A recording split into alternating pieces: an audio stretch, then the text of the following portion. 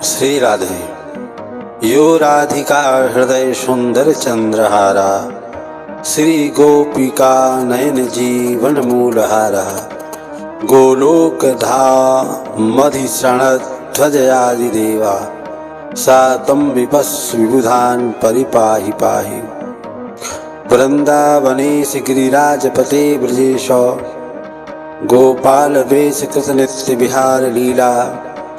राधापते सुतराधिपते धराम तम, गोवर्धनोद्धारण उद्धर धर्मधारम। जब पृथ्वी रूपी गाय, धर्म रूपी बैल राक्षसों दैत्यों से त्रसित होकर के, क्षुधित होकर के, दुखी होकर के और ब्रह्मा के पास गए। ब्रह्मा ने सभी देवताओं को साथ लेकर के भगवान भोलेनाथ के सहित, इंद्र आदि के सहित भगवान क्षीर सागर श्री नारायण के पास जब पहुंचे, तो नारायण के पास पहुंचने में उन्होंने भगवान श्री कृष्ण के गोलोक धाम को भेजा। और गोलोक धाम में जाकर के सभी ने प्रार्थना किया कि पृथ्वी का भार बढ़ रहा है प्रभु, आपके अवतार लेने का समय आ गया है, अब आप कृपा करिए, अवतार धारण करिए, क्योंकि अब असहनीय हो गया है।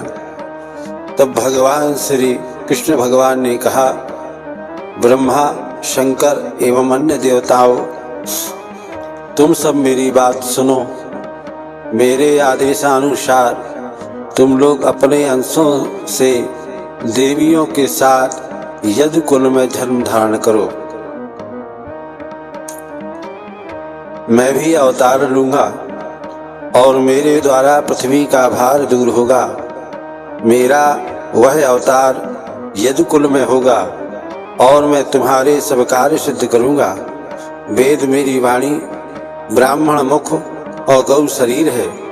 सभी देवता मेरे अंग हैं। साधु पुरुष तो हृदय में वास करने वाले मेरे प्राण हैं।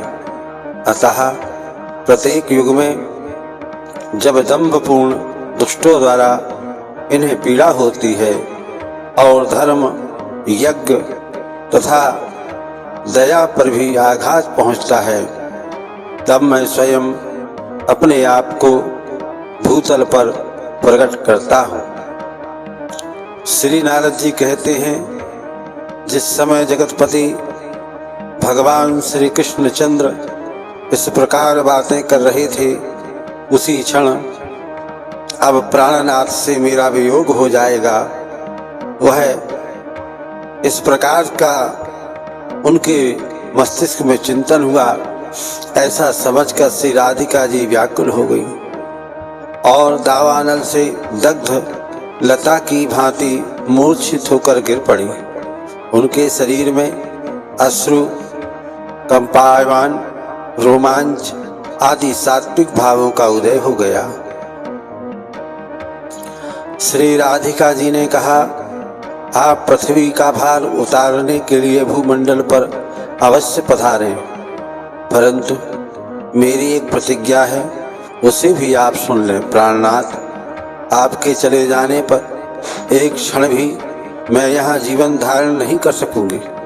यदि आप मेरी इस प्रतिज्ञा पर ध्यान नहीं दे रहे हैं तो मैं दोबारा भी कह रही हूँ, अब मेरे प्राण अधर तक पहुँचने को अत्यंत विह्वल हैं। ये इस शरीर से वैसे ही उड़ जाएंगे जैसे कपूर से धूलि कण उड़ जाते हैं। श्री भगवान बोले, राधिके, तुम विषाद मत करो, मैं तुम्हारे साथ चलूंगा, पृथ्वी का भार दूर करूंगा, मेरे द्वारा तुम्हारी बात अवश्य पूर्ण होगी। श्री राधिका जी ने कहा, परंतु प्रभु, वहाँ वृंदावन नहीं है, यमुना नदी भी नहीं है और गोवर्धन पर्वत भी नहीं है। वहाँ मेरे मन को सुख नहीं मिलता, जहाँ ये चीजें नहीं होती हैं। नारद जी कहते हैं, श्री राधिका जी के इस प्रकार कहने पर भगवान श्री कृष्णचंद्र ने अपने धाम से 84 कोस भूमि गोवर्धन पर्वत एवं यमुना नदी को भूतल पर भेजा। उस समय संपूर्ण देवताओं के साथ ब्रह्मा जी ने परिपूर्णतम भगवान श्री कृष्ण को बार बार प्रणाम करके कहा। ब्रह्मा जी ने पूछा, भगवान मेरे लिए कौन सा स्थान होगा, आप कहाँ पधारेंगे तथा ये संपूर्ण देवता किन ग्रहों में रहेंगे और किन किन नामों से इनकी प्रसिद्धि होगी। भगवान ने कहा, मैं स्वयं वसुदेव और देवकी के यहाँ प्रकट होऊंगा। मेरे कला स्वरूप ये शेष रोहिणी के गर्भ से जन्म लेंगे, इसमें तनिक भी संशय नहीं है। साक्षात लक्ष्मी राजा भीष्मक के घर पुत्र रूप में उत्पन्न होगी। इनका नाम रुक्मणी होगा और पार्वती जाम्बती के नाम से प्रकट होंगी।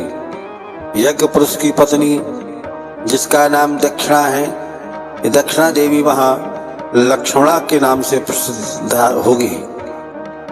यहाँ जो विरजा नाम की नदी है वही कालिंदी नाम से विख्यात होगी। वहाँ भगवती लज्जा का नाम भद्रा होगा। समस्त पापों का प्रशमन करने वाली गंगा गोकुल में मित्रविंदा नाम धारण करेगी। जो इस समय कामदेव हैं वे ही रुक्मणी के गर्भ से प्रद्युम्न के रूप में उत्पन्न होंगे और प्रद्युम्न के घर तुम्हारा अवतार होगा। उस समय तुम्हें अनिरुद्ध कहा जाएगा, इसमें कुछ भी संदेह नहीं है। ये वसु जो द्रोण के नाम से प्रसिद्ध है, ब्रज में नंद होंगे और श्री राधे ये जो है नंद जिनके जो 9 लाख गौओं के पालक होंगे तथा इनकी महिमा विख्यात होगी। ये अपने धर्म पालन में अपने प्राण तक त्याग देंगे परंतु धर्म करना नहीं छोड़ेंगे, ऐसा मान लीजिए। इनकी प्राण प्रिया धरा देवी यशोदा नाम धारण करेगी और सुचंद्र वृषभानु बनेंगे। इनकी सहधर्मणी कलावती धराधाम पर कीर्ति के नाम से प्रसिद्ध होगी। फिर उन्होंने यहाँ इन राधिका जी का प्राकट होगा। मैं ब्रजमंडल में गोपियों के साथ सदा रसरास विहार करूंगा। भगवान ने कहा, ब्रह्मन सुबल और श्रीदामा नाम के मेरे सखा नंद तथा उपनंद के घर पर जन्म धारण करेंगे। इसी प्रकार और भी मेरे सखा हैं जिनके नाम स्तोक, कृष्ण, अर्जुन एवं अंशु आदि हैं। वे सभी 9 नंदों के यहाँ प्रकट होंगे। ब्रजमंडल में जो 6 वृषभानु हैं उनके गृह में विशाल, ऋषभ, तेजस्वी, देवप्रस्थ और वरुथप नाम के मेरे सखा अवतीर्ण होंगे।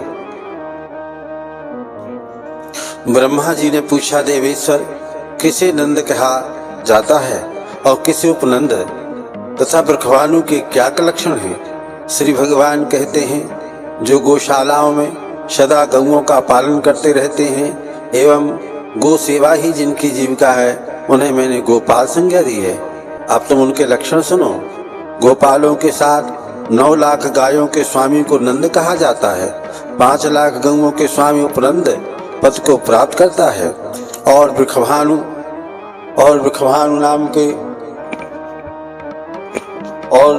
नाम के जो वृषभानु उसका जो है पद को प्राप्त करता है। वृषभानु नाम उसका पड़ता है जिसके अधिकार में 10 लाख गौएं होती रहती हैं। ऐसी ही जिसके यहाँ 1 करोड़ गौओं की रक्षा होती है वह नंदराज कहलाता है। 50 लाख गौओं के अध्यक्ष की वृषभानुवर संज्ञा है। सुचंद्र और द्रोण ये दो ही ब्रज में इस प्रकार के संपूर्ण लक्षण संपन्न गोपराज बनेंगे और मेरे दिव्य ब्रज में सुंदर वस्त्र धारण करने वाली सचंद्रानना गोप सुंदरियों के 100 यूथ होंगे। ब्रह्मा जी ने कहा, भगवान आप दीन जनों के बंधु, जगत के कारण, प्रकृति के भी कारण हैं प्रभु। अब आप मेरे समक्ष युद्ध के संपूर्ण लक्षणों का वर्णन करिए। भगवान बोले, ब्रह्मा जी, मुनियों ने 10 कोटि को 1 अर्बुद कहा है। जहाँ 10 अर्बुद होते हैं उसे युद्ध कहा जाता है। यहाँ की गोपियों में कुछ गोलोक वासिनी हैं, कुछ द्वार पालिका हैं, कुछ श्रृंगार साधनों की व्यवस्था करने वाली हैं और कुछ सैया संभालने में संलग्न रहती हैं। कई तो पार्षद कोटि में आती हैं और कुछ गोपियाँ श्री वृंदावन की देख रेख किया करती हैं। कुछ गोपियों का गोवर्धन गिरि पर निवास है और कई गोपियाँ कुंजवन को सजाती और संवारती हैं तथा बहुतेरी गोपियाँ मेरे निकुंज में रहती हैं। इस सब का मेरे ब्रज में पधारना होगा। ऐसे ही यमुना गंगा के भी युद्ध हैं। इसी प्रकार रमा, मधु, माधवी, विरजा, ललिता, विशाखा, माया के युद्ध होंगे। ब्रह्मा जी, इस प्रकार मेरे ब्रज में 8, 16 और 32 सखियों के भी युद्ध होंगे। पूर्व के अनेक युगों में जो श्रुतियाँ मुनियों की पत्नियाँ, अयोध्या की महिलाएं, यज्ञ में स्थापित की हुई सीता, जनकपुर एवं कौशल देश की निवासी सुंदरियां तथा पुलिंद कन्याएं थीं, तथा जिनको मैं पूर्ववर्ती युग में वर दे चुका हूँ, वे सब मेरे पूर्णमय ब्रज में गोपी रूप में पधारेंगी और उनके भी युद्ध होंगे। ब्रह्मा जी ने पूछा, पुरुषोत्तम, इन स्त्रियों के कौन सा पुण्य कार्य किया है तथा इन्हें कौन कौन से वर मिल चुके हैं जिनके फलस्वरूप में ब्रज में निवास करेंगी? कारण आपका वह स्थान जो योगियों के लिए भी दुर्लभ है, उनको कैसे प्राप्त होगा? भगवान बोले, पूर्व काल में सतियों ने श्वेत द्वीप में जाकर के वहाँ मेरे स्वरूप भूत भूमा विराट पुरुष का, परम ब्रह्म का मधुर वाणी में स्तवन किया तथा सहस्रपाद विराट पुरुष प्रसन्न हो गए और बोले, श्री हरि ने कहा, सुतियों, तुम्हें जो भी पाने की इच्छा हो वह वर मांग लो। जिनके ऊपर मैं स्वयं प्रसन्न हो गया उनके लिए कौन सा वस्तु दुर्लभ है? श्रुतियाँ बोली, भगवान, आप मनवाणी से नहीं जाने जा सकते हैं, अतः आपको जानने में असमर्थ हैं। पुराण वेदता ज्ञानी पुरुष जहाँ जिसे केवल आनंद मात्र बताते हैं, अपने उसी स्वरूप का हमें दर्शन कराइए। प्रभु, यदि आप हमें वर देना चाहते हो तो यही दीजिए। आगे जो है इस कथा को और बढ़ाते हुए मैं अगले जो है उस पार्ट में बताऊंगा, अगले भाग में बताऊंगा। इसको आप जरूर सुने। बहुत गूढ़ बात मैंने बताई है जिसको जान करके आपको परम संतोष होगा तथा मन में जो भ्रांतियाँ वो दूर हो जाएंगी। और यदि आपको ये वीडियो अच्छा लगे तो आगे भी लोगों को अच्छी जानकारी हो, इसलिए इस वीडियो को आगे प्रेषित करें, आगे बढ़ाएं। जय श्री राधे। ओम शांति शांति शांति।